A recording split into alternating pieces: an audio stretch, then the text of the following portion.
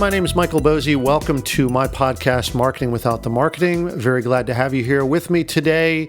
And I'm ready to kick off the third unit of this 16-part series that I've been doing about counterintuitive lessons that I've learned from my mentors and the mistakes that I've made in running my own business.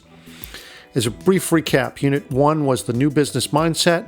It's about how the principles of content strategy that I learn every day as a practitioner can be actually applied to the functional aspects of running a business. And then Unit 2, which I just finished up a few weeks ago, that was called the new marketing and sales. I left a link for all these things for you in the show notes. This was about how to take advantage of the fact that marketing has changed and how soft touch techniques are way more effective now. And this week I'd like to start on Unit 3, which is called the new customer relationship. So that's sort of what to do to secure a customer and then, most importantly, keep a customer. So let's start the new series right at the beginning of the relationship. Now, when things start to get serious between you and a customer, or sometimes a little bit beforehand, you might get asked to sign a non-disclosure agreement, also known as an NDA. Now, these are very standard, especially in the startup world, right? People have a new idea and they're trying to capitalize on that idea, right? So they don't want someone to come along and swipe the idea and run with it. Now, while that sounds logical, the NDA request is always a red flag to me. In my opinion, asking for one shows such a lack of confidence in your ability to execute. And I covered this in last week's episode, right? That execution is everything. But also sends a mixed message as well, right? So think about this. It kind of says, if you ask me to sign an NDA, it says, okay, I value your opinion enough to ask for it, but I also don't trust you enough not to steal my idea. That's pretty crazy, right? To me, that's not a good way to start the relationship. And besides, obscurity is the enemy, not stolen ideas, right? New ideas are a dime a dozen, like I said in last week's episode. It's always the execution that counts. So getting all protective is not going to buy you enough time to execute. A brand new idea that you build and keep in closed quarters, walled off from the sunlight, denied the oxygen of real, honest input from customers and the folks you hope to serve, that's not going to grow, right? That's no way to treat the idea that you love. It's always going to remain incomplete. You're going to miss something. Its growth will be stunted. So here's the thing. Certainly counterintuitive to what happens in the business world, but let me make a case against the NDA from both a relationship standpoint and a practical standpoint. All right, let's start with the relationship issue first. To me, NDAs are rooted in fear, and they're not a good way to start a business relationship. What you're really asking when you ask me to sign an NDA is, can I trust you? And of the 50 or 60 clients that I've served over the past, few years, the very few that went wrong were those who asked for an NDA. Now, it's not a direct correlation. I've had others who have asked for that before, and I used to sign them often when I was just starting out and kind of didn't know any better. Now, here's the thing. When I meet you and you come to me with an idea, I believe in the principle that your idea is your idea and that I won't share it. It's your idea, right? I have a confidentiality clause in my contract that says, look, rest assured, I'm not going to share your idea. And look, I could say the same thing to you as well, right? If you come to me and I'm going to be helping you doing writing, website copy, your blog, doing social, communicating on your behalf, doing SEO, all these things that I'm going to be doing to your site. And I'm going to be teaching you. I think of myself as more of an instructor or a trainer.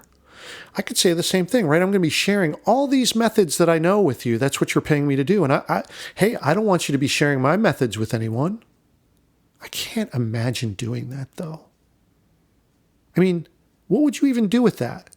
Would you go teach content strategy to people when your business is building an app or writing books or finding speaking engagements? I mean, come on, no.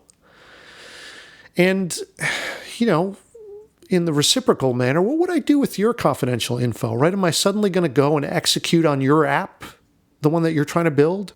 or steal those speaking engagements from you? I mean, come on, that's ridiculous. So you can see that, just by this request of an NDA, you're getting the relationship off on the wrong foot, right? You've given a sign of mistrust. Now you're at a deficit with your potential client or your customer. This is a problem. And I could stop there and just say, hey, look, that's, maybe you can overcome that. That's fine. But to me, let's look at the other side of it, not just the relationship side, but let's look at the practical side of it too. Like, what does this actually do for you? First, if you ask me to sign an NDA, it basically makes me sign a piece of paper that says you can sue me if I spill your idea. Guess what? You can sue me anyway. You don't need this contract to be able to bring a case against me. So all you've done now is you've brought in a lawyer who's billing you, by the way, and make both you and me have to take time to review it, maybe go back and forth, agree to terms, and exchange signatures. Wouldn't you rather be working instead? I know I would, right?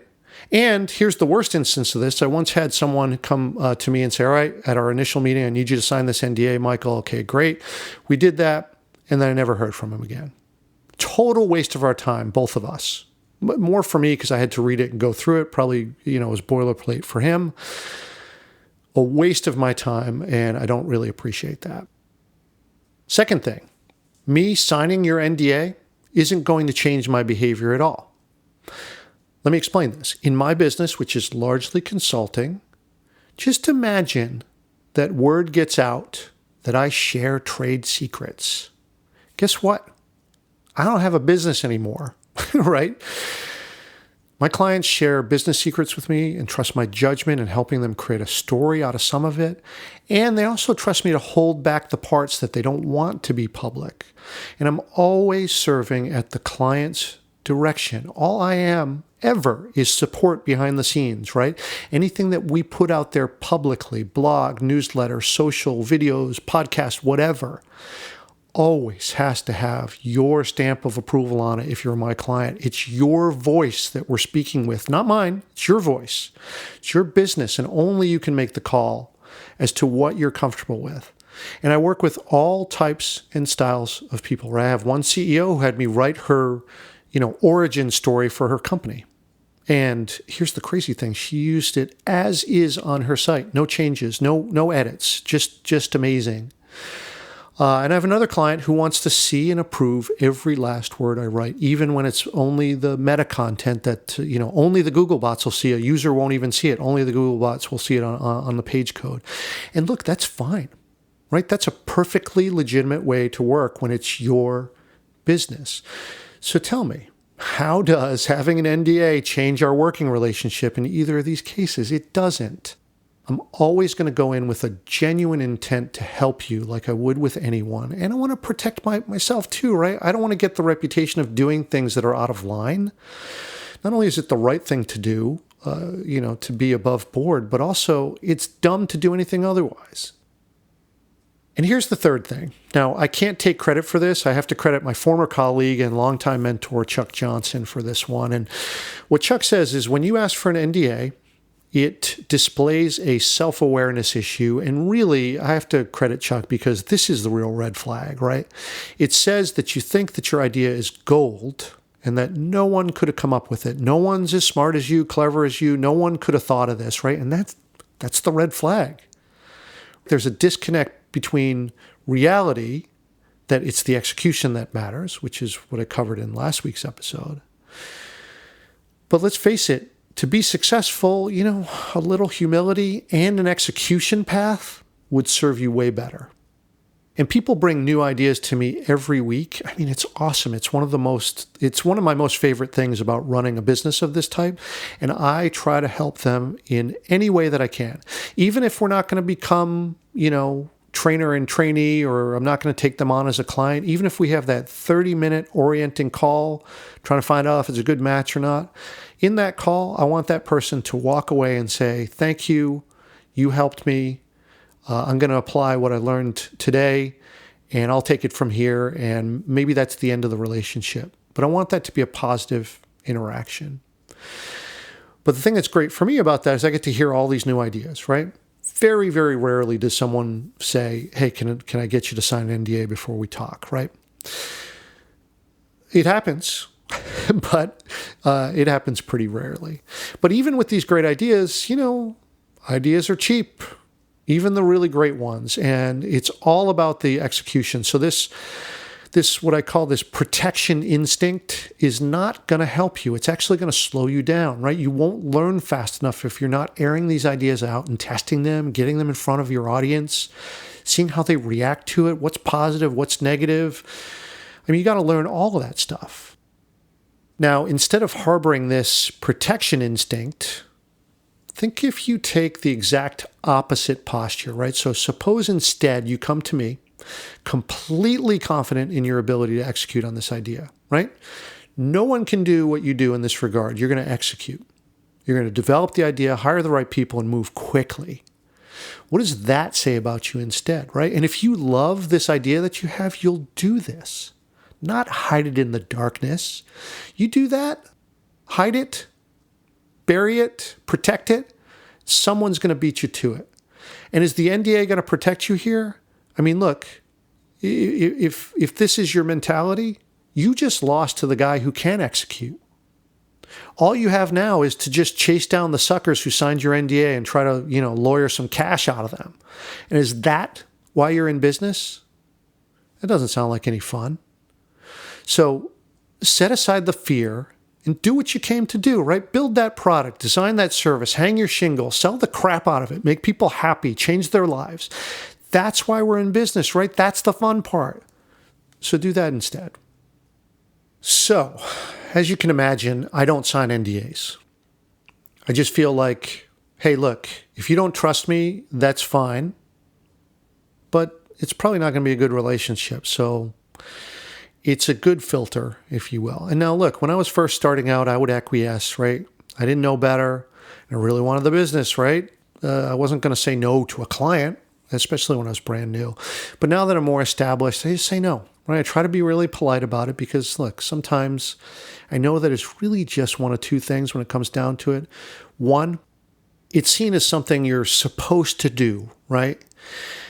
This is lame, right? We run our own small businesses. We get to make the rules. There's no supposed to, right? And if you're spending time on useless activities like chasing NDAs out of every single contact that you talk to, that actually worries me about your ability to execute and for the future of your business.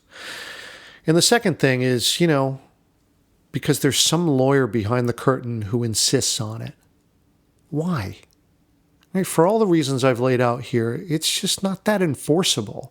If you want to sue somebody, you can do that anytime you want. You don't need their agreement to it first. That's just ridiculous.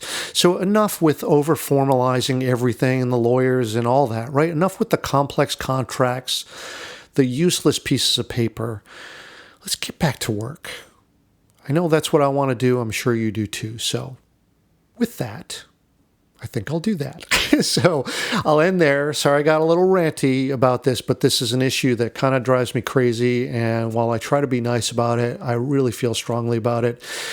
And look, this is not going to work for everyone. I get that. Sometimes there are financial issues or things that really do need to be protected, and I don't mean to diminish that.